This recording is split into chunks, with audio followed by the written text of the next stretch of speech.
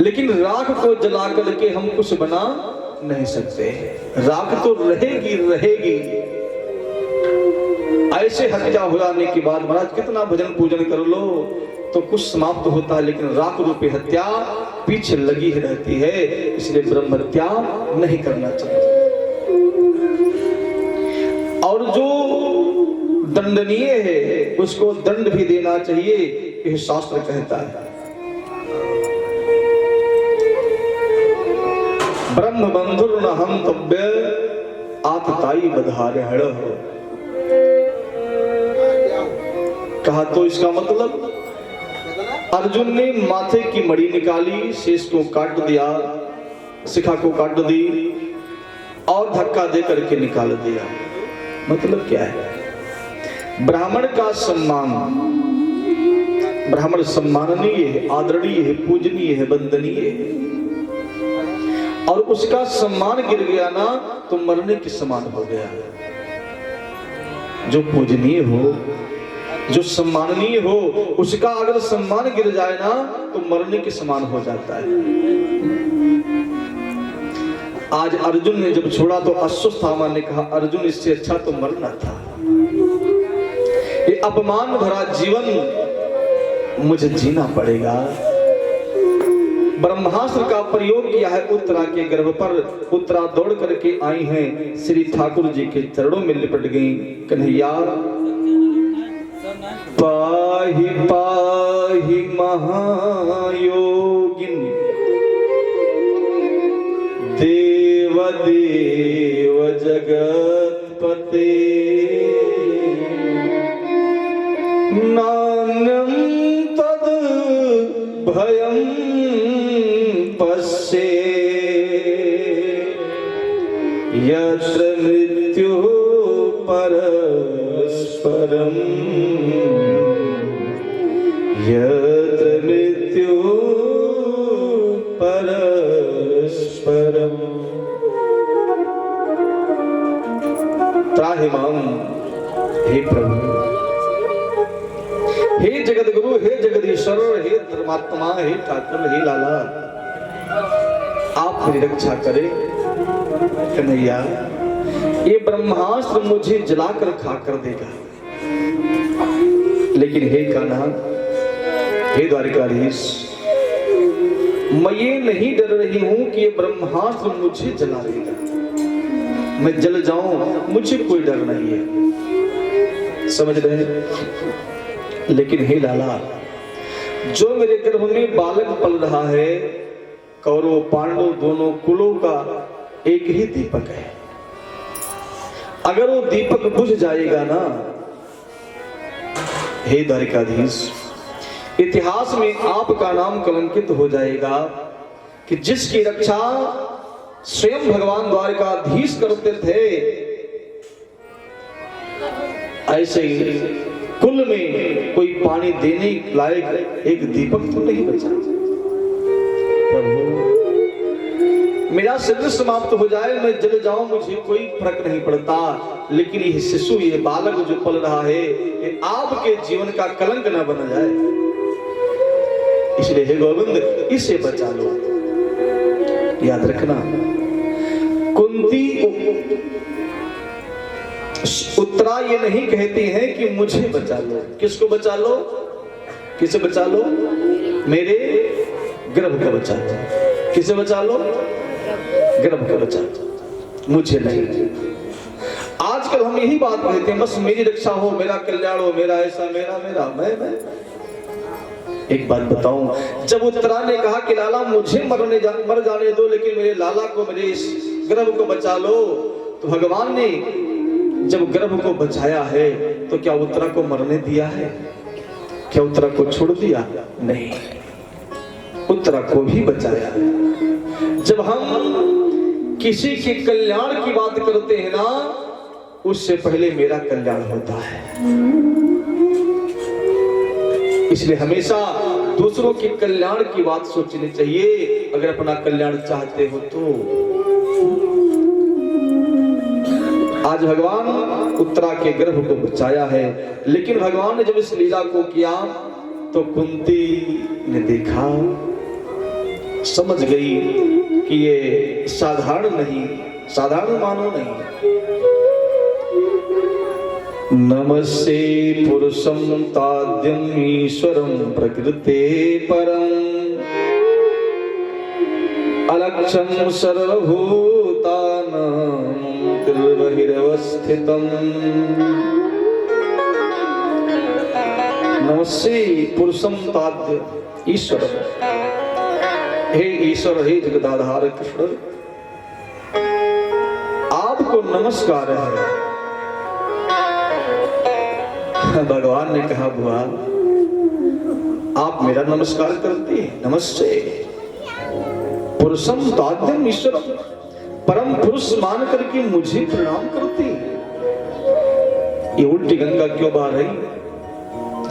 कुंती ने कहा कि नहीं यार, आज मैं जान चुकी हूं कि तू परम पुरुष महापुरुष ईश्वर है। कहा नहीं, मैं तो आपका भतीजा हूं। कहा नहीं, हे लाला, ये तो तेरी एक माया है कि तू किसी को बेटा, किसी को बाप, किसी को बुआ, किसी को भाई बना लेता है, लेकिन वास्तव में तू कौन है? अपने बच्चों से कहा सब लोग कुछ ना कुछ मांग लो ठाकुर जैसे। लोगों ने बहुत कुछ मांगा है, लेकिन कुंती एकांत में खड़ी रो रही है और भगवान विचार करते हैं कि मुझसे आज कुंती बुआ कुछ मांग ले। क्यों? सारे लोग कुछ ना कुछ मांगते ही रहते हैं, याद रखना, लेकिन एक कुंती ऐसी है जो कभी कुछ मांगा नहीं। और कैसे कुंती? जिसका जन्म से लेकर अंतिम क्षण तक जिसने दुख ही दुख उठाया हो जीवन में, सुख समझा ना हो कि क्या है, ऐसे जन्म कहीं और, पालन पोषण कहीं और, विवाह हुआ वो भी पति रोगी, आकस्मिक पति का निधन, 5 पुत्रों का लालन पालन करना, जिस 5 पुत्रों को 24 घंटे 100 पुत्र मारने के लिए तत्पर रहते थे, ऐसा दुख भरा जीवन कुंती महारानी का है। आजकल हमारे जीवन में सब कुछ भगवान ने दिया, सुंदर मानव का तन दिया, सुंदर व्यवस्था दी, सुंदर रहने की व्यवस्था, खाने की व्यवस्था, फिर भी हम आए दिन रोते रहते हैं, भगवान का दोष देते हैं, हाय करते हैं। लेकिन जिसका सारा जीवन दुख में बीता हो, ऐसे कुंती ने कुछ नहीं मांगा भगवान से, कभी कुछ याचना नहीं की है। इसलिए भगवान सोचते हैं एक बार कुंती बुआ मुझसे कुछ मांग लेती, मैं धन्य हो जाता।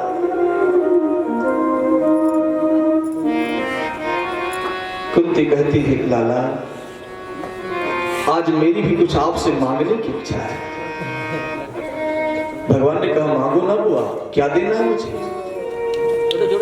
कुंती कहती लाला, अगर मुझे कुछ देना चाहते हो, आज मैं झोली फैला रही हूं आपके सामने, और आप विपदा सन्तु नः शश्वत्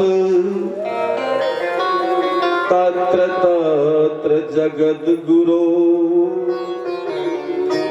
भवतं दर्शनं यतः स्यात् पुनर्भव दर्शनम्।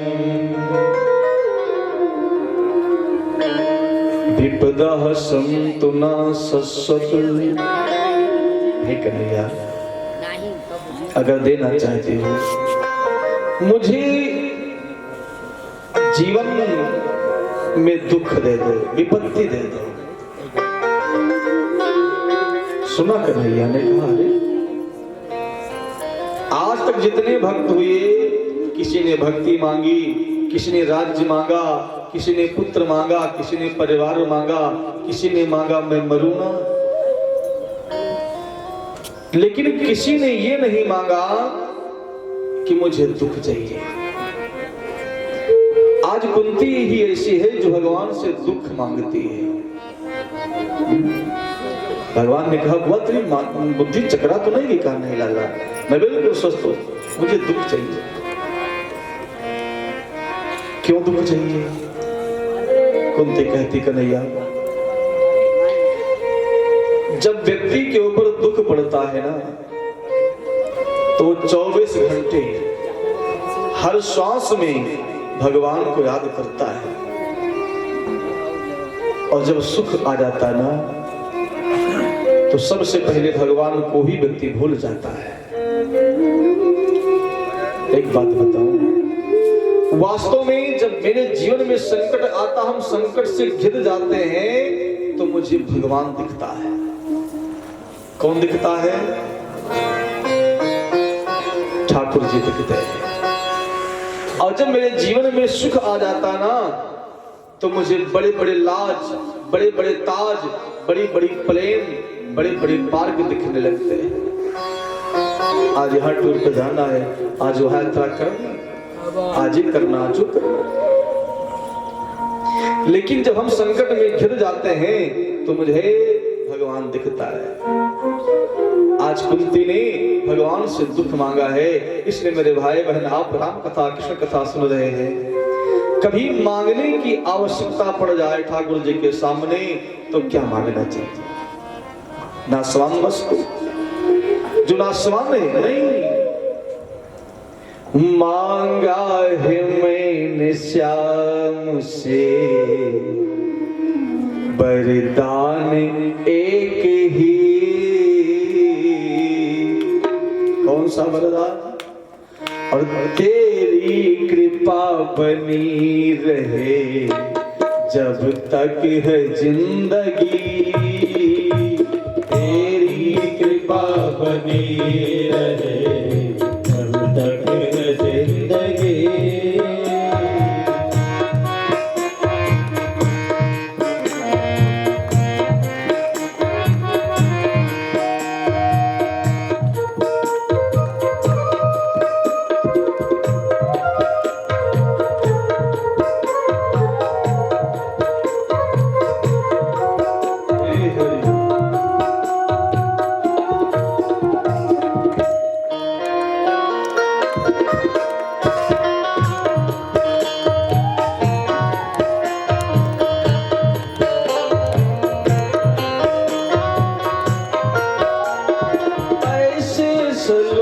श्याम से नजरे मिलाइए, ऐसे सलोने श्याम से नजरे मिलाइए। मिलता रहेगा सब कुछ जो कुछ भी चाहिए, मिलता रहेगा सब कुछ जो कुछ भी चाहिए। ऐसा करिश्मा होगा हुआ कभी नहीं, तेरी कृपा बनी रहे जब तक है जिंदगी, तेरी कृपा बनी रहे जब तक है जिंदगी। आगे दोनों हाथ और ठाकुर जी से निवेदन करिए, हे प्रभु जब तक है जीवन है मुझे आपकी कृपा मिल जाए।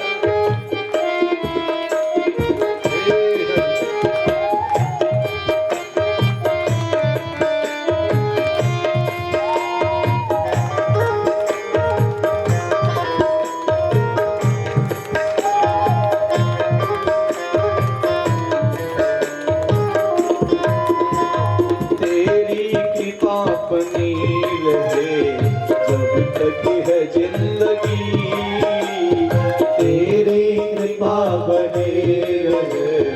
जब तक है जिंदगी, तेरी कृपा बनी